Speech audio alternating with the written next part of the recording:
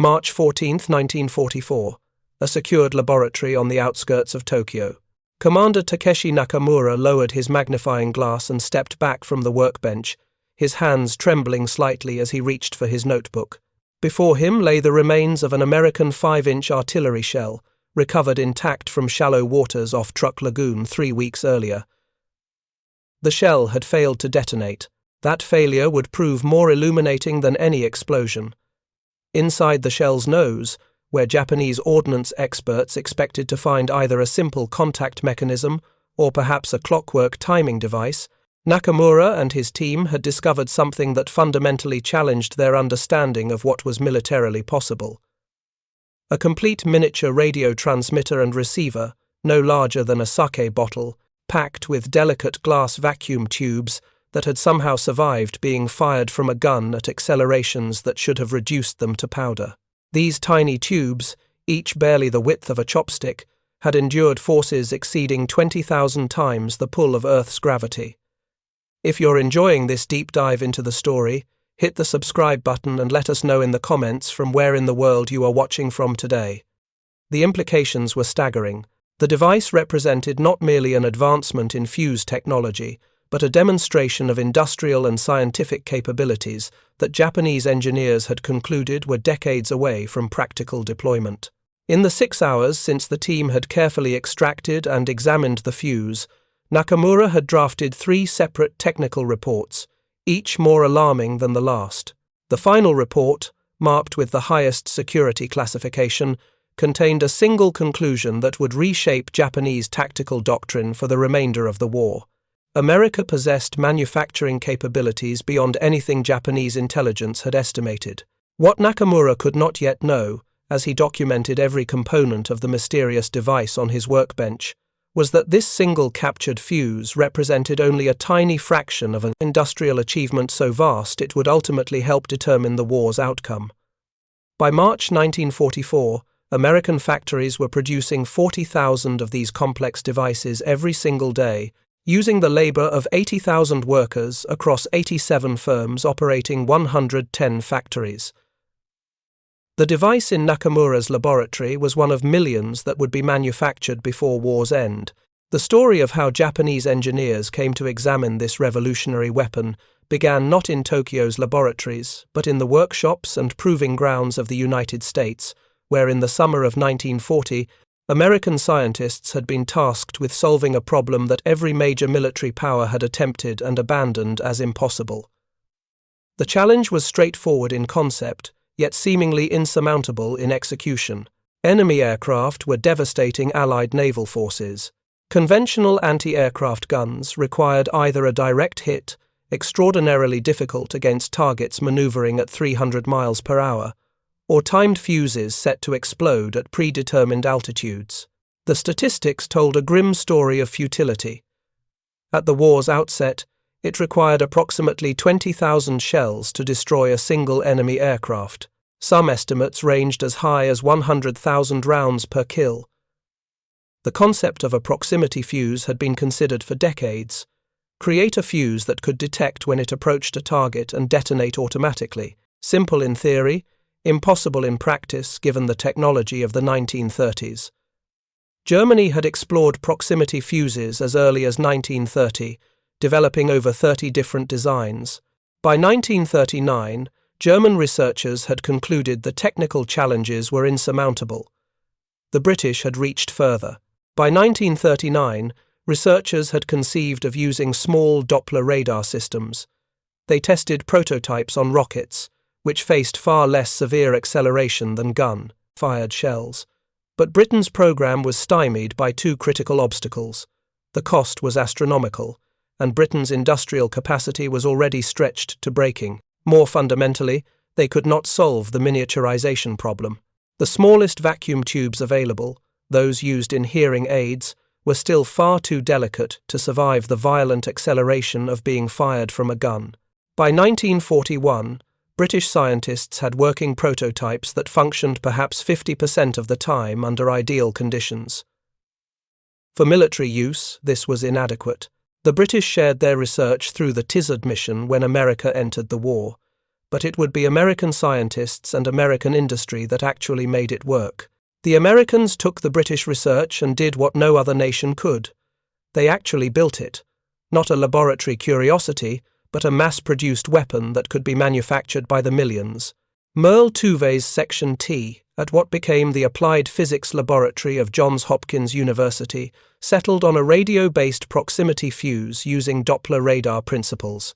A miniature transmitter in the nose of the shell would emit radio waves at approximately 180 to 220 MHz. When these waves struck a target and reflected back, the frequency would shift due to the Doppler effect. When the reflected signal reached a predetermined frequency, indicating the target was within lethal range, an electrical circuit would close and detonate the shell. The theory was elegant.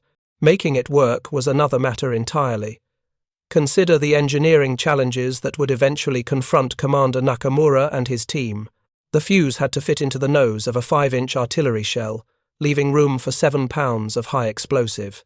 Inside this space, engineers had to fit a complete radio transmitter and receiver, a power source, safety mechanisms, and a detonator. All of this had to function in extreme temperatures and survive storage for months. Most daunting of all, it had to withstand the shock of being fired from a gun. When a 5-inch shell is fired, it accelerates from 0 to 2,600 feet per second in roughly 20 feet of gun barrel. This creates an acceleration force of 20,000 times the force of Earth's gravity. Every component experiences a crushing force equivalent to being struck by a sledgehammer. The shell then spins at 25,000 revolutions per minute as it passes through the rifled barrel.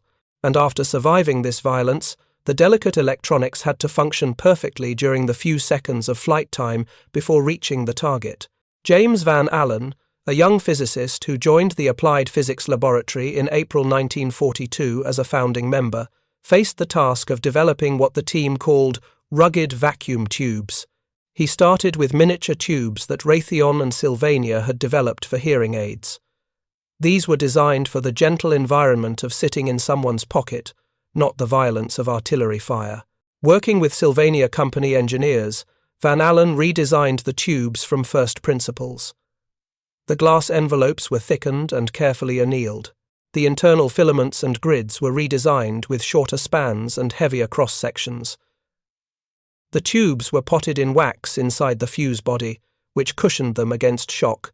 Every aspect was tested by firing complete fuses from a vertical gun into the ground at the Naval Proving Grounds in Dahlgren, Virginia. The soft earth caught the shells gently enough that researchers could recover the fuses and examine the tubes under microscopes to see what had broken. Through hundreds of test firings and thousands of design iterations, the team gradually developed tubes that could survive. By September 1941, they were achieving success rates above 50%. The Navy, desperate for any improvement in anti-aircraft effectiveness, accepted this failure rate and authorized mass production tooling.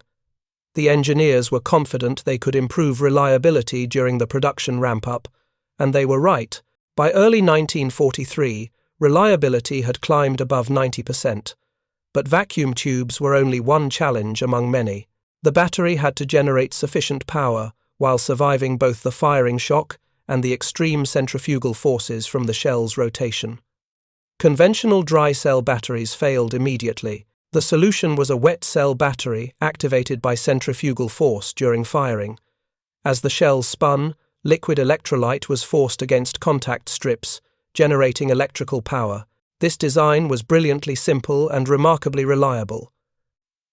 Safety mechanisms presented another complex challenge. The fuse could not arm until well clear of the firing ship, preventing premature detonations that would endanger the gun crew. It also needed a self-destruct feature to prevent intact fuses from falling into enemy hands for examination and reverse engineering. The self-destruct timer was set to trigger if the shell failed to detect a target within a specific time window, typically 30 seconds. This feature, ironically, would fail in the case of the shell that Commander Nakamura now examined. The first live test of the proximity fuse took place on August 12, 1942, aboard the newly commissioned light cruiser USS Cleveland during its shakedown cruise in the Chesapeake Bay. The targets were 3 radio-controlled drones, small aircraft that typically required hundreds or thousands of rounds to destroy. The first drone, making a simulated torpedo run, was downed with only 10 rounds. Another was sent up and shot down in a similar interval. When a third drone was requested, the test team was informed that none were available. The drones were too valuable to destroy, and the test organizers had never expected all 3 to be obliterated. Cleveland's commanding officer was ordered directly to the Pacific Theater to keep the crew from discussing what they had witnessed. The secrecy surrounding the proximity fuse was absolute. Each of the 22 million fuses ultimately manufactured during the war carried a serial number. The devices were shipped in sealed containers. Personnel who worked on proximity fuse development carried documents in briefcases equipped with lead weights, designed to be thrown overboard if capture was threatened. The combined chiefs of staff issued an extraordinary directive. There would be no use of proximity, fused weapons anywhere they could be recovered and reverse-engineered by the enemy. Initial deployment was restricted to naval forces operating over open water, ensuring that duds would sink into ocean depths beyond enemy reach. In November 1942, the Navy sent 5,000 of the new fuses to Pearl Harbor, where the Pacific Fleet received 4,500 of them. War against Japanese dive bombers in the South Pacific was about to change fundamentally. On the morning of January 5, 1943, 4 Japanese Aichi D-3A dive bombers, known to Allied forces by the reporting name VAL, surprised a U.S. Navy task force operating off Guadalcanal. Though slow and obsolete by 1943 standards, the D-3A remained dangerous due to its accuracy and structural durability. One bomber scored a hit on the attached New Zealand light cruiser Achilles before the group broke off its attack. As the departing aircraft climbed away, anti-aircraft gunners aboard the cruiser USS Helena unleashed what seemed like a cursory barrage. Helena's defensive armament comprised a dozen 5-inch guns plus short-range 20mm and 40mm weapons. Lieutenant Red Cochran, commanding the aft 5-inch battery, fired 3 salvos of VT-fused shells. The second salvo downed one of the VALs without directly hitting it. Instead, at least one of the cruiser's shells passed close enough to the dive bomber to detonate, fatally damaging the aircraft with a blast of shrapnel. This was the first combat kill by a proximity fuzzed shell. The engagement lasted less than 2 minutes from first shot to the VAL's impact with the ocean surface, yet it represented a watershed moment in naval warfare. Cochrane and his gun crew had witnessed something unprecedented. The shell had detonated approximately 70 feet from the aircraft, creating an expanding sphere of supersonic steel fragments that shredded the VAL's wing structure and punctured its fuel tanks. The bomber had disintegrated in mid-air, pieces tumbling separately into the sea. Traditional timed fuzes would have required precise calculation of the aircraft's altitude, speed, and trajectory. Direct hits were statistical improbabilities, but the proximity fuse had turned a near miss into a kill. Word of the engagement spread quickly through the Pacific Fleet, though only to personnel with appropriate security clearances. Gun crews who received proximity-fused ammunition were briefed on its capabilities but not its operating principles. They were told the shells were more effective than conventional ammunition and instructed to maintain absolute secrecy about their existence. Sailors referred to them simply as funny fuses or special ammunition, using code words even in private conversation. The psychological effect on American gun crews was immediate and profound. They had spent months firing thousands of rounds at attacking aircraft with minimal results. Suddenly, they possessed weapons that dramatically increased their survival chances. Within weeks, the weapon's impact became undeniable. Early in 1943, during the Solomon Islands campaign, the proximity fuse made its presence felt as Admiral William F. Bull Halsey's task forces came under repeated night attacks by Mitsubishi G4M twin-engine bombers, known as Bettys. These attacks typically occurred during the pre-dawn hours, when darkness provided cover for the bombers' approach and made visual tracking nearly impossible for defensive gunners. On the night of February 7, 1943, 12 Betty bombers approached a convoy near New Georgia. The convoy consisted of 5 transport ships, escorted by 3 destroyers and 2 cruisers.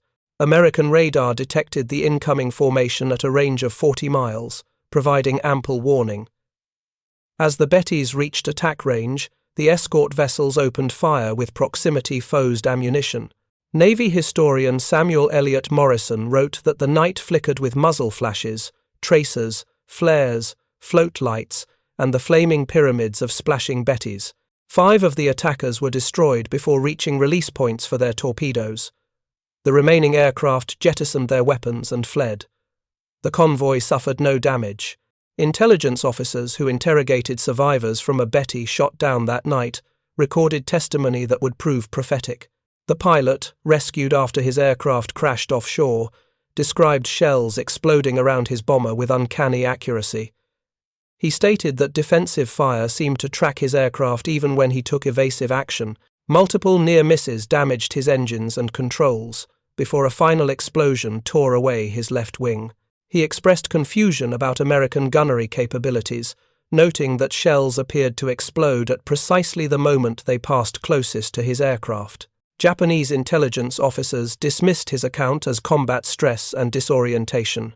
By 1943, although only about 25% of anti-aircraft ammunition issued to the fleet had proximity fuses, these accounted for about 50% of Japanese aircraft shot down by naval gunfire.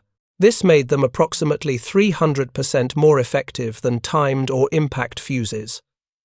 By 1945, this effectiveness had risen to nearly 600%, despite the fact that perhaps 30% of proximity-fused rounds were duds. It was one of these duds that would reach Commander Nakamura's laboratory. The shell that Japanese salvage teams recovered from Truk Lagoon in February 1944 had been fired during a naval engagement 3 weeks earlier. It had passed through the thin aluminum skin of a Japanese bomber's wing without detonating, continued through the aircraft fuselage, and plunged into the shallow waters of the lagoon where the bomber crashed. The saltwater environment should have corroded the fuse beyond recognition, but recovery occurred quickly enough, and the shell's watertight seals held well enough that much of the internal mechanism remained intact. The shell was transported under armed guard to Tokyo, arriving at Commander Nakamura's laboratory on March 10th. Nakamura was one of Japan's leading ordnance experts, a graduate of Tokyo Imperial University with advanced training in electrical engineering. He had spent the previous 2 years attempting to develop Japan's own proximity fuse program, with limited success.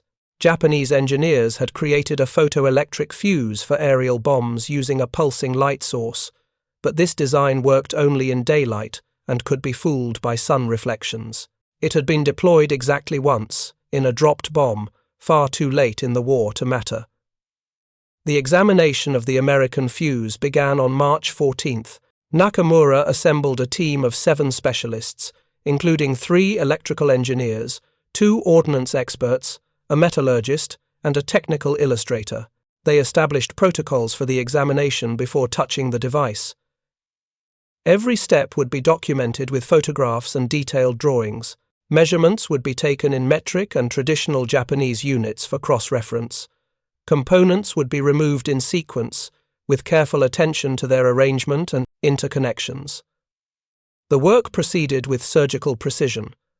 Nakamura's team worked in shifts, with no individual spending more than 2 hours at the bench to maintain concentration and prevent fatigue errors.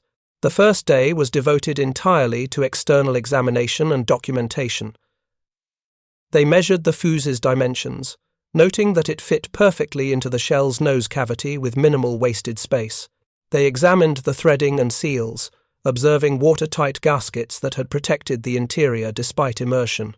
They studied the antenna arrangement, recognizing that the entire shell body functioned as a radiating element for the transmitter. On the second day, they began careful disassembly. The fuse's construction revealed itself in layers. The outer casing, machined from brass alloy, provided structural strength and electromagnetic shielding. Beneath this, a compartment held the battery system, its glass ampule still intact despite the shell's violent passage through the aircraft. The vacuum tubes occupied a central cavity, cushioned in translucent wax that had solidified around them. The circuit board, a flat assembly of resistors, capacitors, and wiring, was mounted above the tubes on ceramic standoffs.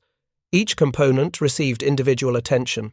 The vacuum tubes were photographed from multiple angles under magnification. Nakamura's team worked with painstaking care, knowing that any mistake could destroy the evidence they needed to understand.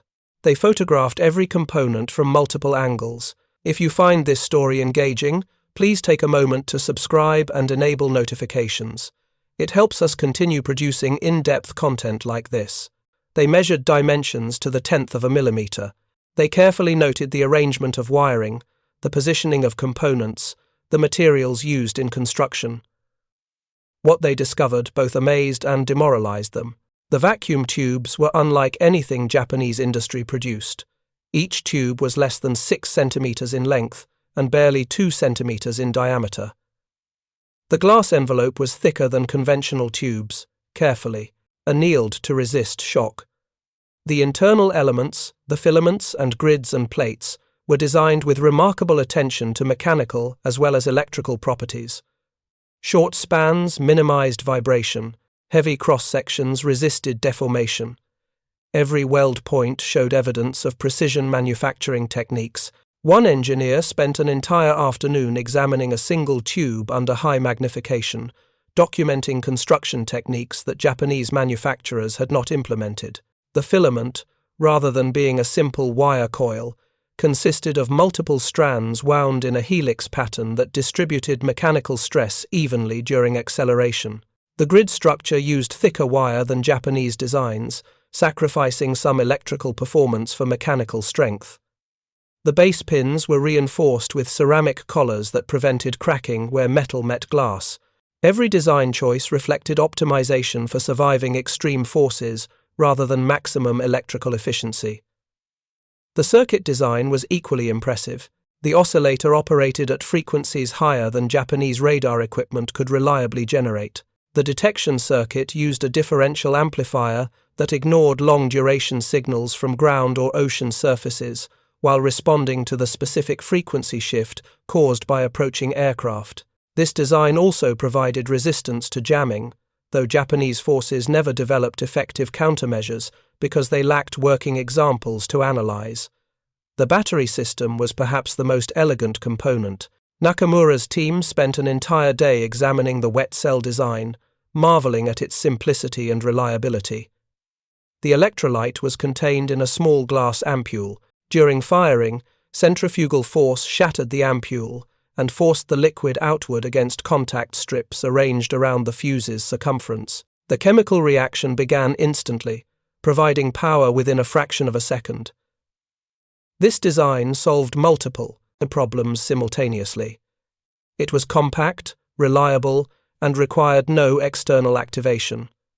But what truly shocked Nakamura and his colleagues was not the sophistication of any individual component. It was the realization that this device represented industrial mass production.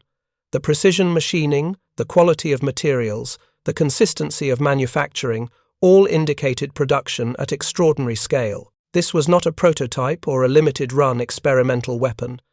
This was a mass-produced item manufactured to exacting standards. The serial number stamped on the fuse's base plate provided the final, devastating evidence. The numbering system suggested this particular fuse was one of many thousands produced in a single month at a single factory. If American industry could manufacture such complex devices by the thousands at individual facilities, the total production capacity must be staggering. Nakamura performed calculations based on the fleet's observed usage rates and estimated that American factories were producing tens of thousands of these fuses weekly, possibly hundreds of thousands monthly. In his final report, submitted to Naval Technical Department headquarters on March 20th, Nakamura wrote a passage that would circulate among Japanese military leadership, though its contents remained classified until after the war. We have examined the American proximity fuse and have concluded that it represents not merely advanced technology, but industrial capacity beyond our ability to match. The device contains more than 20 precision-manufactured components, including miniature vacuum tubes of a sophistication we cannot currently produce. The materials quality, the manufacturing precision, and the design integration all suggest mass production at a scale we estimate in the thousands or tens of thousands of units per month. If this assessment is correct, America possesses the ability to manufacture complex electronics in quantities that would require retooling our entire industrial infrastructure to even approach. This single device demonstrates that we are not facing merely a technological challenge, but a fundamental disparity in industrial capability. The report concluded with a recommendation that would prove prophetic but ultimately futile. Nakamura suggested that Japan's own proximity fuze program be abandoned. The resources required to match American capabilities, he argued, would be better spent on other defensive measures. The recommendation was ignored. By March 1944, Japan's industrial situation was deteriorating rapidly. Allied submarine warfare had strangled supply lines. American bombing raids had begun targeting industrial facilities. The materials shortage was becoming critical.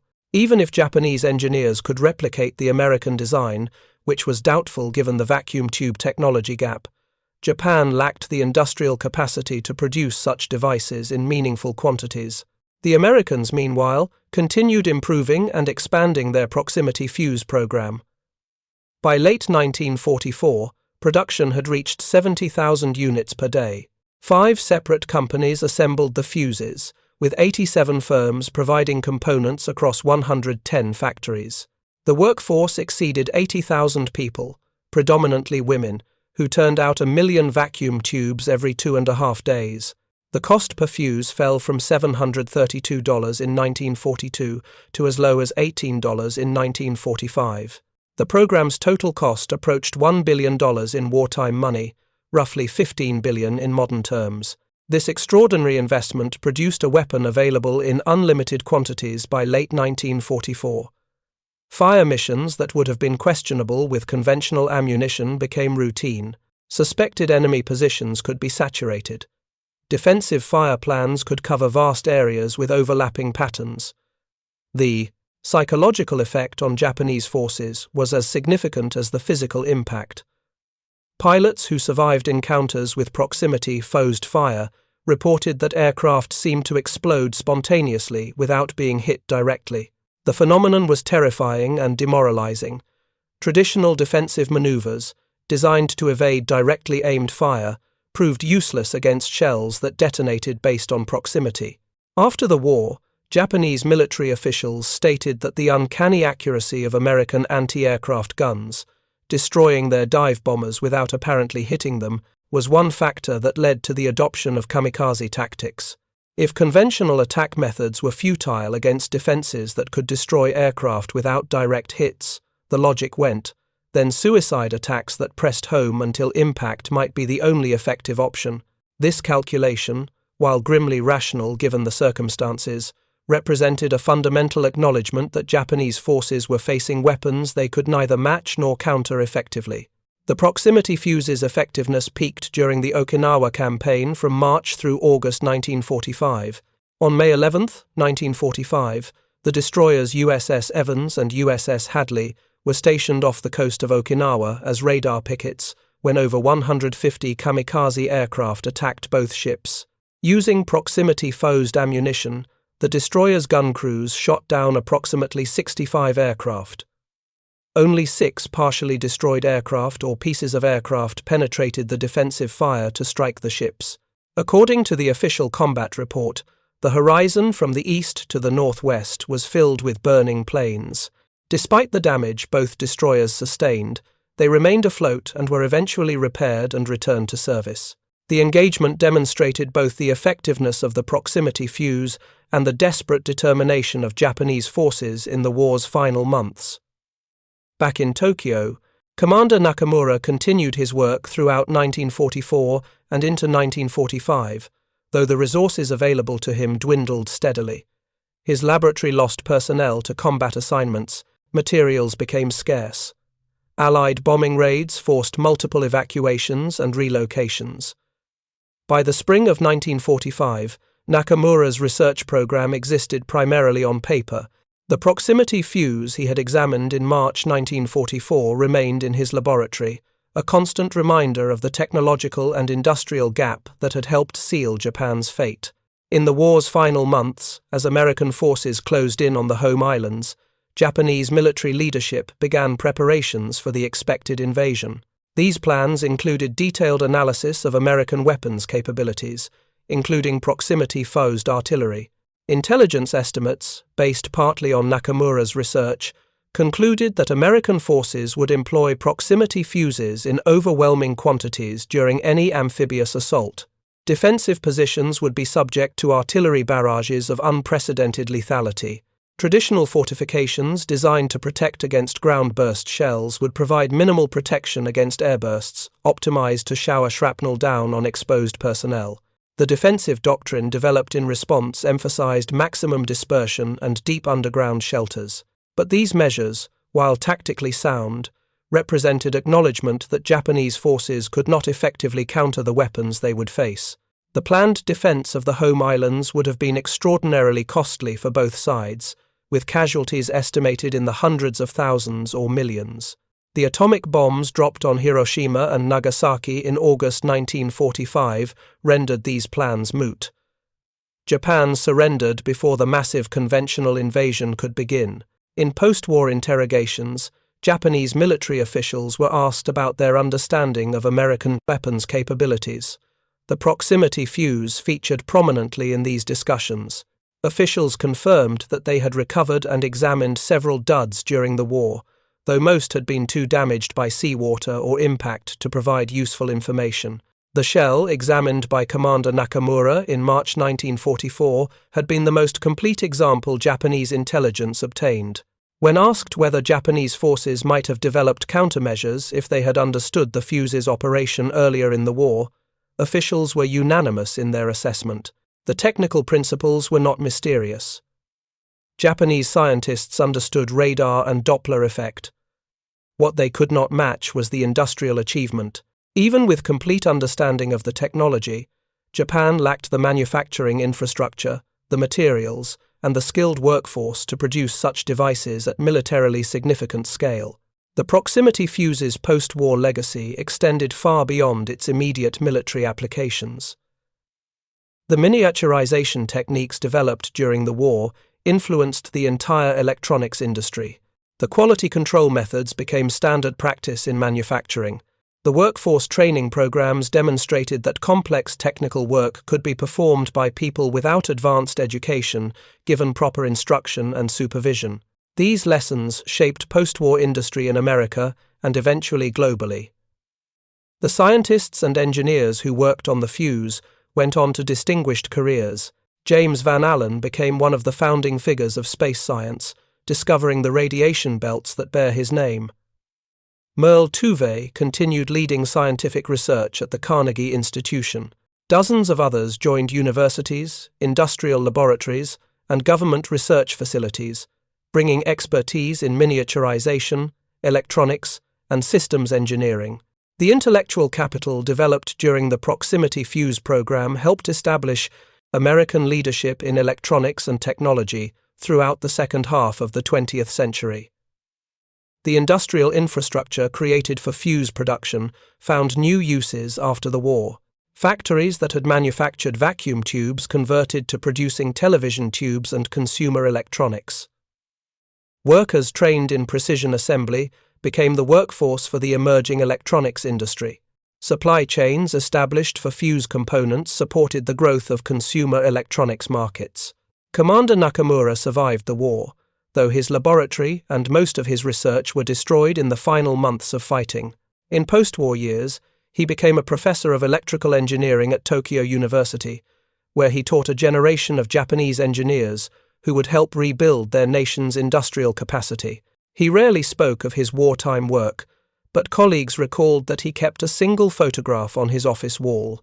It showed the interior of the proximity fuse he had examined in March 1944, its miniature components arranged with precision that had seemed impossible at the time.